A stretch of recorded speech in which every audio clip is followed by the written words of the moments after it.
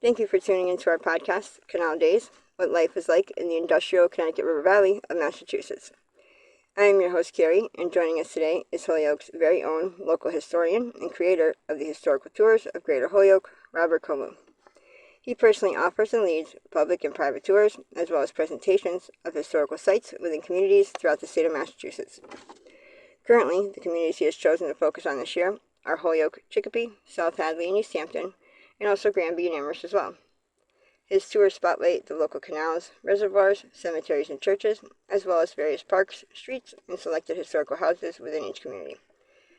In today's episode, we'll be discussing the Ludlow Center Cemetery, located in Ludlow, Mass. So tell us about the Ludlow Center Cemetery. All right, this cemetery is a very important history of Ludlow. It's from the year 1843, and it's not the oldest, but it was the oldest of the big ones. And what we're going to do today is talk about some of the burials there, and why it has a tomb there, and this is going to be very interesting because it has nice properties and one sad property. All right, now this is in Ludlow Center, which is not the center of Ludlow anymore. It's the historic area that used to be called Ludlow Center, settled in 1750. All right, now this cemetery itself is in fairly good shape. Some of the stones have been cleaned recently by a special cleaning agent, so it's mostly in good shape. There are some fallen stones though, and otherwise it's a typical cemetery with some brownstones, not too many, mostly marble obelisk and then marble tombstones, and then the modern stones, of course. So this cemetery here was started up near what's called the Fuller Cemetery, because the Fuller Cemetery was getting filled up. They're separated maybe by a third of a mile or so. It's very close for cemeteries. And so you can almost call it extension of that older Fuller Cemetery. It had a competitor. There was something called a Ludlow Village Cemetery at one point that was made early on, but in downtown Ludlow, close to where, say, the Hubbard Library is. The cemetery was moved in 1902. So the two most important cemeteries of the old-time Ludlow, this Ludlow Center one is now the most important because it's the only one left. The other one, the bodies were disinterred and reinterred in the Allen Pond Cemetery in 1902. So we're going to talk about many of the features here. And tell us about Elisha Fuller, who is buried here. Elisha Fuller is buried here. The Fuller Cemetery is a third of a mile away. So Elisha Fuller is here, and he's one of the many all-time important people of Ludlow's history, because Elijah Fuller, he was in the American Revolutionary War, and he was in Colonel Robinson's company under Captain Nathan Rowley. They were based in Ticonderoga, 1776-7, and he was one of the military men there. Then later he became a politician. In 1808 he was in the General Court as Ludlow's representative in Massachusetts. Okay, and then a lot of his children were important in history. His son Joseph was one of the first doctors in Ludlow. He served during the War of 1812 as a doctor. All right, so the Fuller family in the beginning started their own cemetery, the Fuller Cemetery, but the family was so extensive and moved out, and there was a need to get away from the Fuller Cemetery into the Ludlow Center Cemetery, and that happened. And it's fun to go around to many of these obelisks and see what it's all about.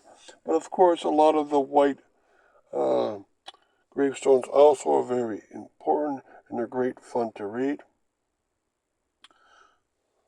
And really quick, before we continue with the rest of our interview, just to fill our listeners in, for more information or to sign up for various tours, you can check out his website at holyokecanaltour.org.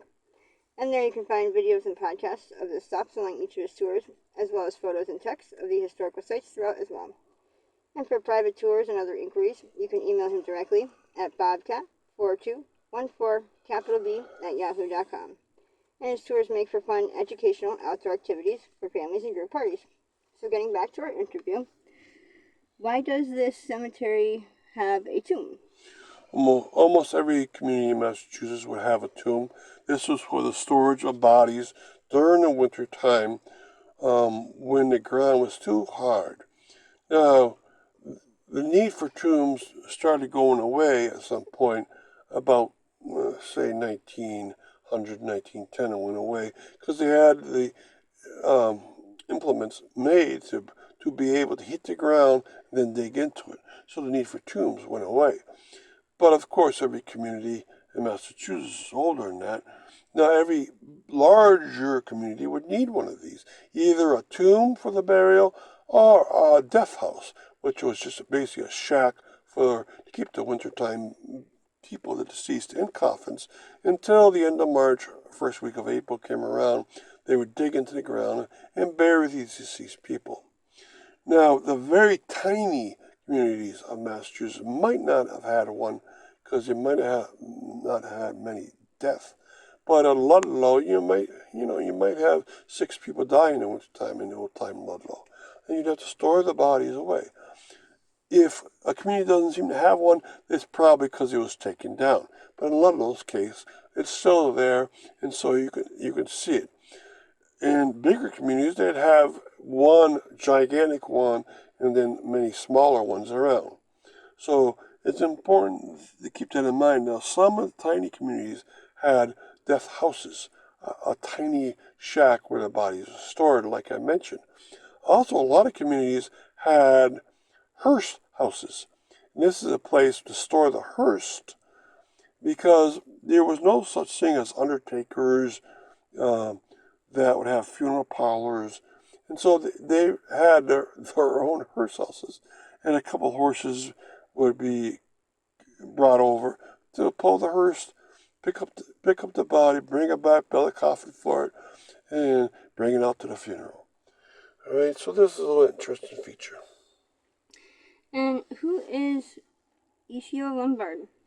Ethiel Lombard is a person from Ludlow that in December 28th, 1848, committed suicide at the age of 51.